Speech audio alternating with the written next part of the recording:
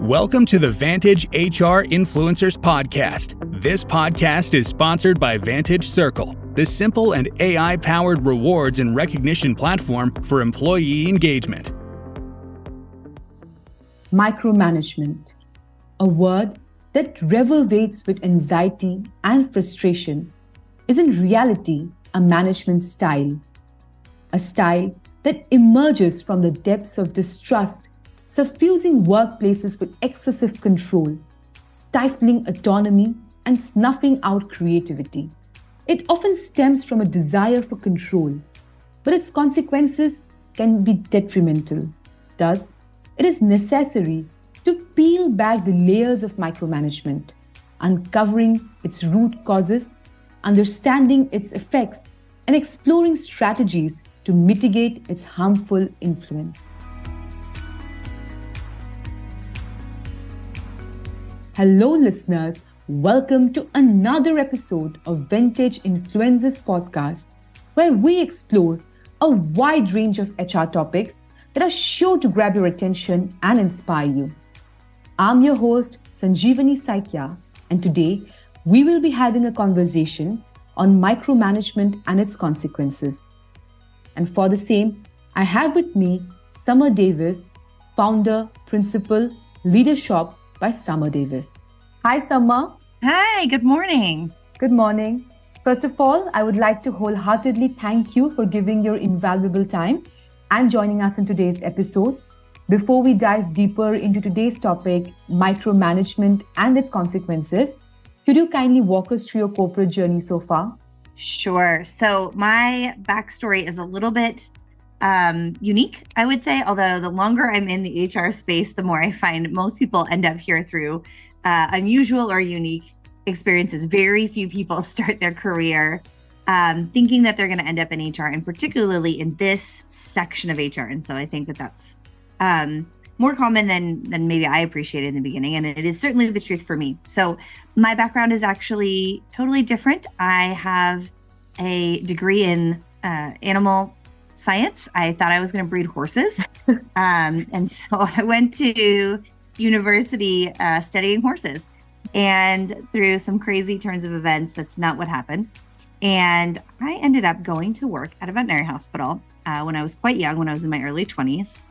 And I didn't know it at the time, but the veterinary hospital was owned by a large organization that actually has a number of different arms within the organization. And because of that, I ended up in the corporate world. So there's a lot more to that story, but that's how I ended up there.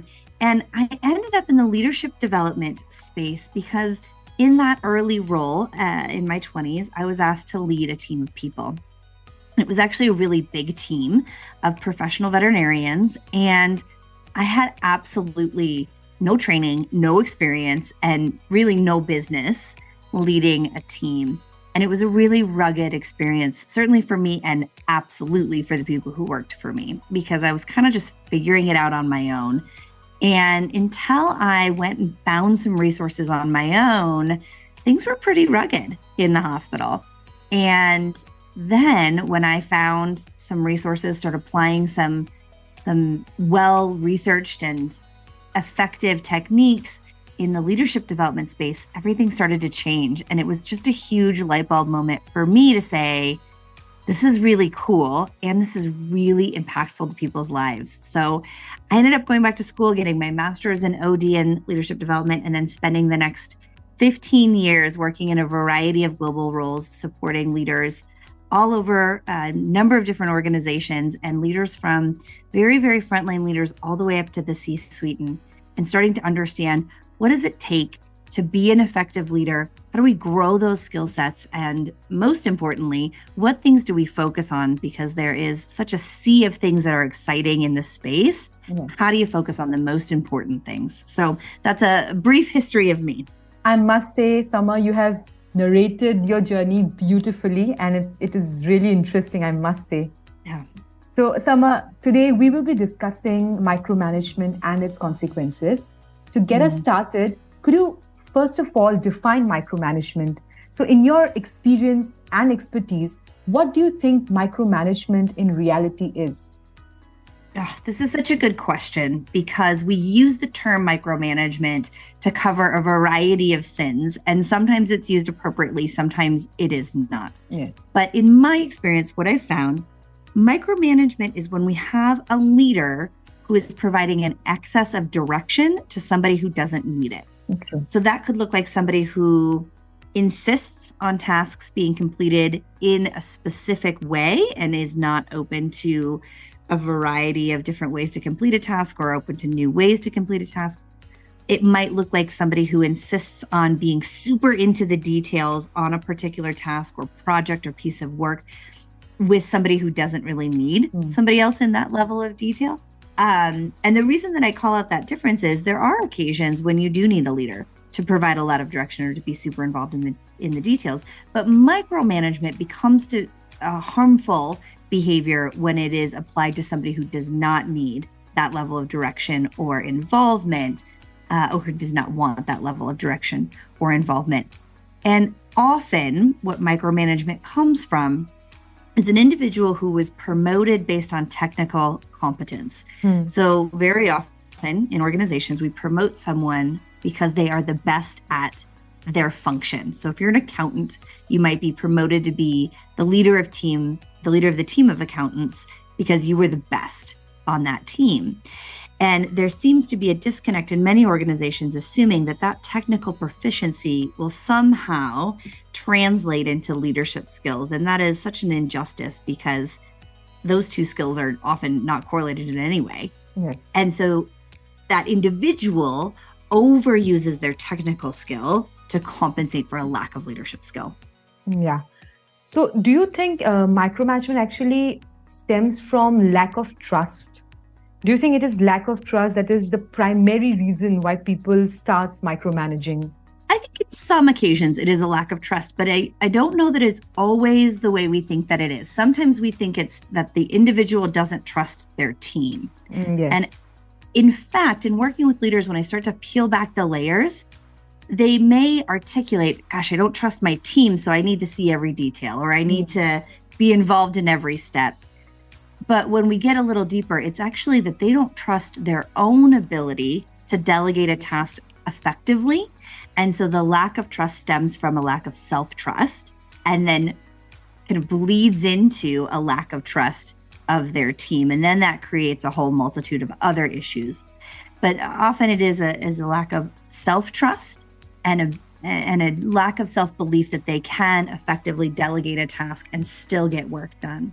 I think the other part that's important to call out where this comes from is it's a lack of clarity around how they now add value as a leader. So they were super clear how they added value as an individual contributor. And if they happen to be able to drive results in this way, that can feel like value add. And they haven't yet clarified, how do I add value as a leader and then change my behaviors to align with that new definition of value? Yeah. That was really well said, Summer. I'm sure micromanagement will certainly have its own telltale signs, as many of our listeners may have experienced or observed micromanagers often display certain behaviors. Could you shed light on some of the common signs or behaviors exhibited by micromanagers? It would be great to understand the red flags that employees and even managers for that matter should watch out for in their own leadership style or in others. So would you please share your thoughts? So what I would say is I'm pretty confident everyone has either had somebody lead them that has a micromanaging style or at least observed it. Yes. So most of us can spot it when we see it. But some of the things that I find if I'm working with a leader and want to understand what their style is how often do they ask questions versus tell? So if you're delegating a task, what percentage of the words and sentences you use are tell? You're telling someone what to do, how to do it, what the steps look like, versus what percentage of the time are you asking the individual to start to understand how much do they already know? And then where do I need to fill in the gaps? Or what are their ideas and thoughts on how to complete this task? So that's one. The other one is I actually have folks often open their calendar and look to see where they're spending their time. If they're spending a tremendous amount of time getting into all the meetings, all the details, reviewing every single email, reviewing every single document, that can be an indicator we may have micromanagement going on. It's not always a foolproof, but it can be an indicator that that's going on, versus someone who's spending a lot of time checking in and leaving their calendar open for developing their people. When we start to see the calendar focus more on the development of people than the management of tasks, that's when I start to see the shift between micromanagement and a more appropriate style of leadership. Okay, yeah.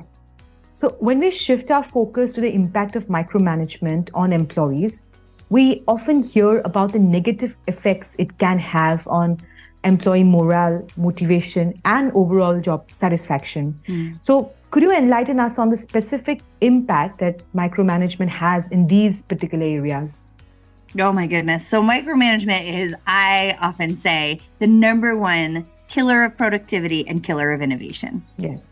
And to be more specific, what happens a lot of time is you have somebody join your team or join your organization. And usually when that happens, they're really excited. If you're coming into a new role, you're coming into a new organization, you are jazzed to be there. That person probably went through a round of interviews. They've shared with their friends and family, gosh, I'm starting this new job. I'm so excited. And they arrive, hopefully, on day one, if we've done our hiring right.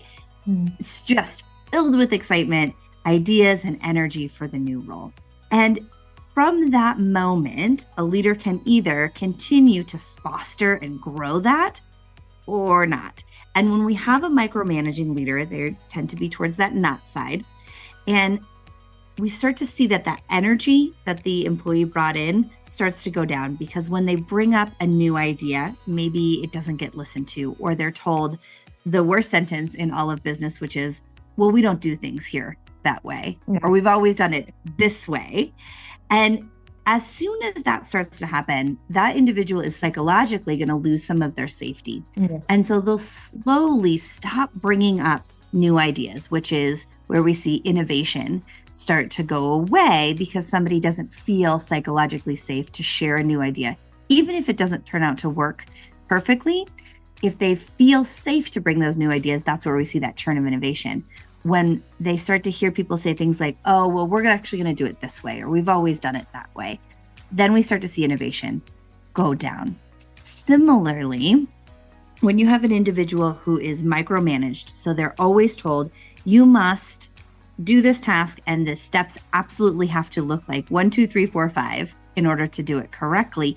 And not only do they need to look this way, but I'm going to check every single step. That starts to communicate to that individual, I don't trust you. Yes. And if there hasn't been an incident or an event that would have caused a lack of trust, you start to, again, erode that psychological safety and teach that person, yes, we hired you for this job. Yes, we thought you were super smart, but we don't think you're that smart. So we're going to just check you every single step. And you start to see that engagement, that enthusiasm, that productivity, that innovation slowly start to erode away. And there's some really scary data out there about how many folks are feeling that way.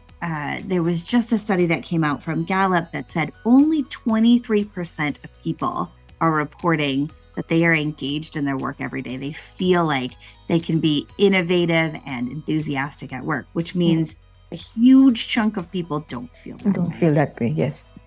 And to organizations, that should be an emergency. That is your most important asset, saying we're only 23% in. And we've got to do something about that. And a lot of time that is because you have managers who, because of a lack of skill, micromanage away that energy and that innovation. Interesting. As we explore the complexities of micromanagement, we'd like to consider a different perspective here again, Summer. While it's widely acknowledged that micromanagement can have negative implications, and in fact, we know that it has multiple negative implications, are there any positive aspects that could arise in certain situations? So in your experience or research, have you come across any instance where micromanagement may have had constructive outcomes? Would love to hear your thoughts on whether there are any exceptions where micromanagement might have its merits. Absolutely. And this is a really important way to look at this behavior. So if we peel back the label of micromanagement and think about what the behavior underneath is, the behavior is just a high level of direction and involvement from a manager. It becomes, as I said a bit ago, it becomes micromanagement when it is misapplied. So you're applying it in a situation where it's not needed or appropriate. However, if we take that exact same behavior of a high level of direction and involvement and apply it in another setting, so say you have somebody who is brand new to a task, or the task is incredibly complex and needs that level of support and direction, then applying that same behavior can actually be really helpful and really important. So it's up to the manager to be able to look and assess the situation and say, okay, who's the individual completing the task? What is the task? Yes. And how much direction or involvement do they need from me? How much do I think they need? And then how can I ask some questions to understand how much they think they need so that I can adjust my approach to fit according to the situation?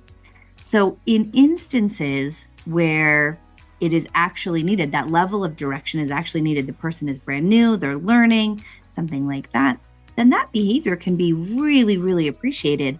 And in absence of it, then we start to see some additional problems. So if you've got somebody who's working on brand new tasks, they have absolutely no idea how to do it, they're excited about it because it's new to them and it's a new opportunity, but you fail to give that level of direction, then you can see some negative consequences there.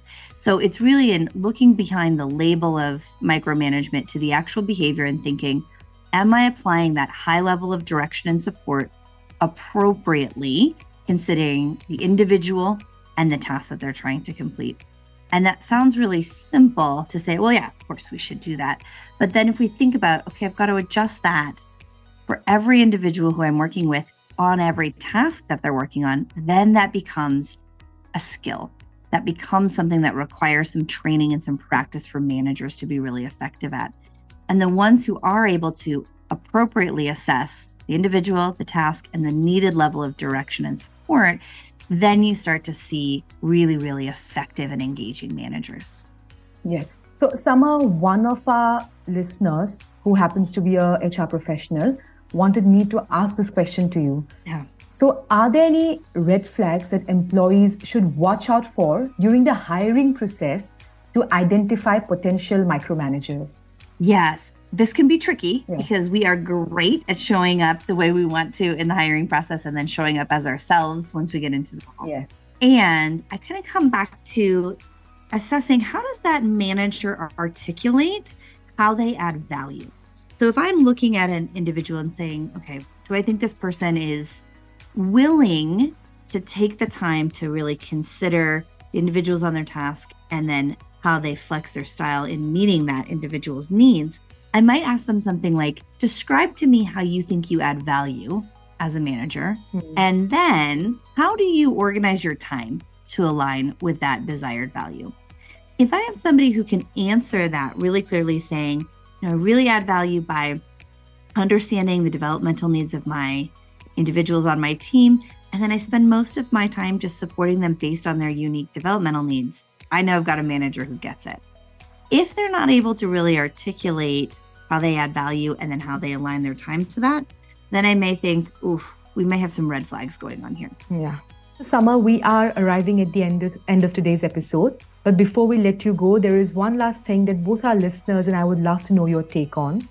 So creating a work culture that fosters trust, autonomy, and empowerment is crucial for organizations striving to minimize micromanagement. In your opinion, what proactive steps can organizations take to cultivate such a culture?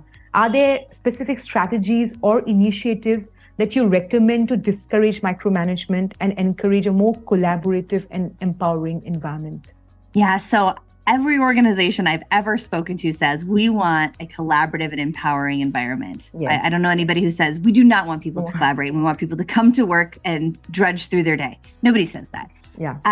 And the reason why people keep saying they want that is because it's really hard to achieve. So I think it's important to acknowledge that is a lofty and ambitious but important goal. Mm-hmm. And for organizations, the best thing that they can do is lean into the way they develop people's people leaders, especially in early days.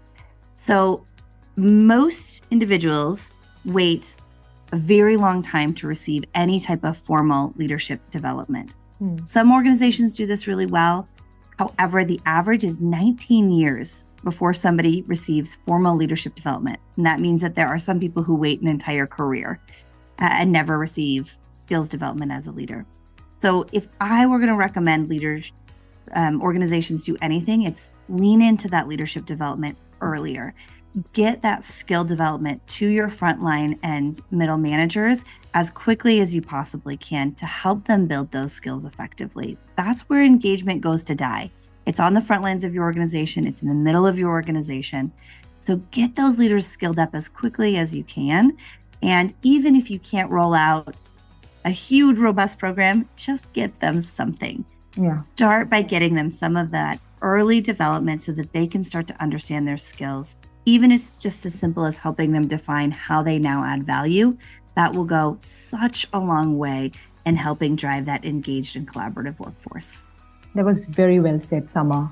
So we have reached the end of today's podcast. Do you have any message for our listeners? Our listeners would be delighted to hear it from you. Also, our audience might want to stay in touch with you post this podcast. So it would be great if you could tell them how they can reach out to you. For sure. So first of all, I do have a micromanager assessment on my website. It's absolutely free to download. You can share it with whomever you'd like. So go to my website and you can grab that assessment. It's leader-shop.com. That's a great place to go if you want to help somebody understand if they're a micromanager, or if you fear you might be a micromanager and you want a totally safe assessment to understand if that's going on. So that's there and available. I'm on LinkedIn. That's a great place to find me. And if you're thinking, gosh, I really wish that I could get some skills development to my people, I'm not sure where to start, book some time with me. I'm very happy to talk through some of the really easy solutions that I offer. Things like ready to go workshops and even a full coaching program to help leaders go through. It doesn't mean you've got to do every single leader in your organization. If you've got just a few you want to get started or a group you want to get started because you're really excited about this, I can absolutely help with those. So you can find me on my website. You can find me on LinkedIn, and love to chat about how to get that skill development to your leaders in your organization. Wonderful. Summer, it's been a pleasure to have you as our guest today. Your insights and expertise have been invaluable, and we are grateful for the time you've taken to share your knowledge with our listeners. So thank you so much. Thanks a lot. Oh, thank you so much for having me. Thanks for listening to the Vantage HR Influencers Podcast. Please do subscribe to Vantage HR Influencers Podcast on Apple Podcast, Spotify, and our YouTube channel for new episodes.